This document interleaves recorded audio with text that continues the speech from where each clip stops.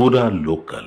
ఇవాళ రేవంత్ రెడ్డి గారి నాయకత్వంలో దేశానికే మార్గదర్శకత్వంగా ఉండే విధంగా కులగణన జరిగి చట్టపరంగా న్యాయపరంగా 1,00,000 మంది ప్రభుత్వ ఉద్యోగులను నియమించి గ్రామాన సమాచారం సేకరించి ఎంపైరికల్ డాటా ప్రామాణికమైనటువంటి సమాచారముతోటి సబ్ కమిటీ వేసుకొని చట్టరీత్యా ప్రజాస్వామ్యరీత్యా శాసనసభలో చర్చ చేసి కేబినెట్ ఆమోదంతో బిల్లులు రూపొందించి గవర్నర్ గారికి పంపిస్తే గవర్నర్ గారు ఢిల్లీకి పంపిస్తే ఎందుకు చెప్తున్నా అంటే ఇవాళ మన హక్కు కోసం పోరాడి సామాజిక న్యాయం కోసం ఆనాడు సర్దార్ సర్వాయి పాపన్ ఏ స్ఫూర్తితోనైతే పోరాడిండో ఇవాళ ప్రతి ఒక్కరు కూడా బహుజనులను కలుపుకొని ఆ రాజ్యాంగానికి సంబంధించి లోబడి ఇచ్చేటువంటి ఒక ప్రక్రియను సాధించుకునేదానికి అందరూ కూడా భావజ్వాల వ్యాప్తితోటి కానీ కార్యోన్ముఖులు ఏ విషయం లోపల అందరూ కూడా చొరవ తీసుకోవాలని సందర్భంగా కోరుతా ఉన్నా.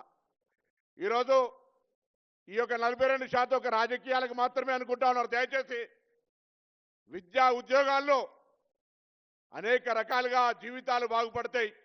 నిన్ననే గౌరవ ముఖ్యమంత్రి గారు ఉస్మానియా యూనివర్సిటీ వైస్ ఛాన్సలర్ వస్తే చెప్తా ఉన్నారు.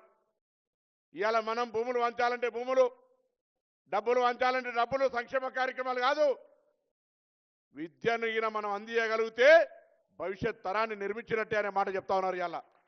కాబట్టి దయచేసి ఇక్కడ వచ్చిన ప్రతి ఒక్కరు కూడా బహుజనులకు నాయకత్వం వహించే ఆలోచన కలిగిన ప్రతి ఒక్కరూ భవిష్యత్ తరానికి విద్యను అందించి మన వాళ్ళంతా విద్యను పొందేటువంటి ఒక ప్రయత్నం చేయాలని కోరుతా ఉన్నాను. మీరు ప్రదేశ్ కాంగ్రెస్ అధ్యక్షుడిగా హుస్నాబాద్ నియోజకవర్గంలో ఉండేటువంటి సర్వాయిపేట కోటలకు వచ్చినారు.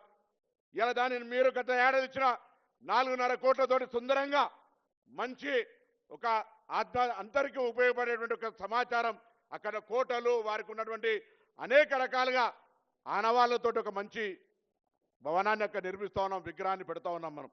ఆ విధంగా ఏ మాటకు సంబంధించిన బలహీన వర్గాల న్యాయానికి సంబంధించి కులగణనే కాదు, అటు విదేశాలకు పోయేటువంటి స్కాలర్షిప్లకు సంబంధించుకోవచ్చు, ఇక్కడ చదువుకునేటువంటి పిల్లల యొక్క స్కాలర్షిప్లకు సంబంధించుకోవచ్చు, మెచ్చార్జీలకు సంబంధించుకోవచ్చు, ప్రతి అంశం మీద విద్యతో కూడినటువంటి అనేక ప్రమాణాలకు సంబంధించి పూర్తిగా స్వేచ్ఛగా ఈరోజు ప్రభుత్వం మద్దతు తెలుపుతా ఉంది.